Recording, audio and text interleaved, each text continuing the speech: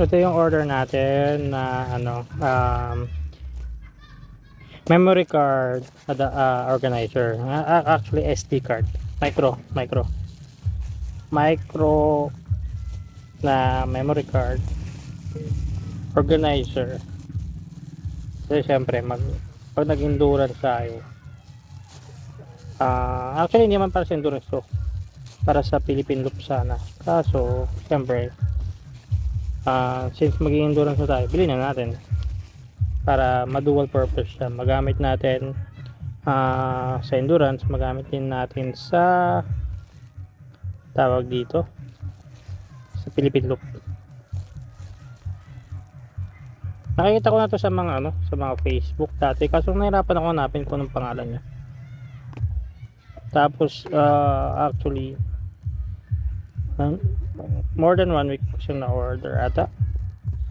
Check ko na lang yung Shopee link kung ilang araw siya bago dumating.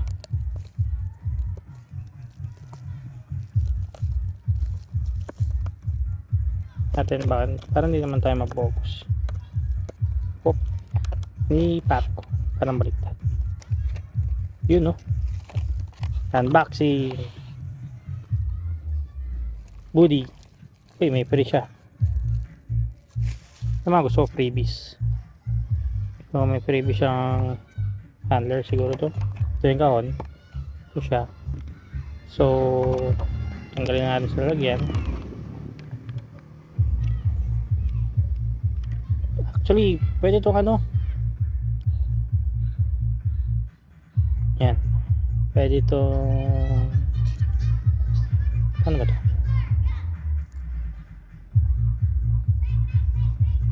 Ayun. So, tulak mo siya sa ilalim. Tapos, ganyan siya. Hop. TF card. Sa likod, TF card. Uy, may cord pa siya, oh. Kita mo, yung cord.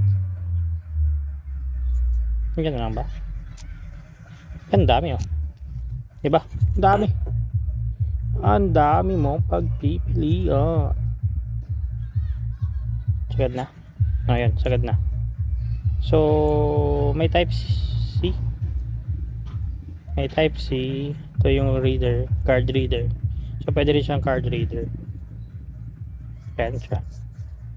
So, yan. So, ito yung gagamitin natin ngayong endurance sa 2-in-1 endurance challenge.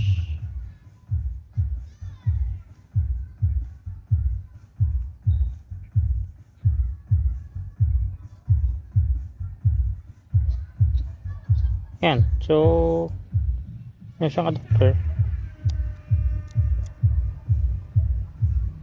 Okay. So, mangyari type C. Type C lahat.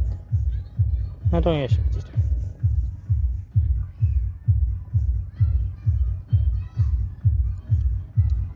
Type C din to USB. Ano ba? Ang dami. Ito yan, nano SIM. Tapos itong type C na to,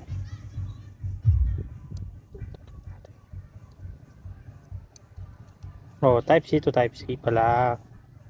Diba? Shell. So yan. Natin dyan. Natin dito. Click natin. And then tada! Yan. So itong gagamitin natin ngayon. So dito yung dalawang memory card. Siyempre, 1 yung current na gamit natin mamaya. Ano? 1 yung nasa paano ito? 1 yung current nandun sa ating e-action cam. Yung 2 and 3 is yung dalawang 128. Yung 4 and 5 wala pa since hindi pala nakabili. So bibili natin dito is yung 128 din na something ganun. So ganyan siya. Ganyan, napaka-organize. Meron kasi yung micro SD card na tawag dito nalalaglag din. Maliliit kasi suksok mo sa wallet. Pili ka na lang ng ganito. Yun lang, bye.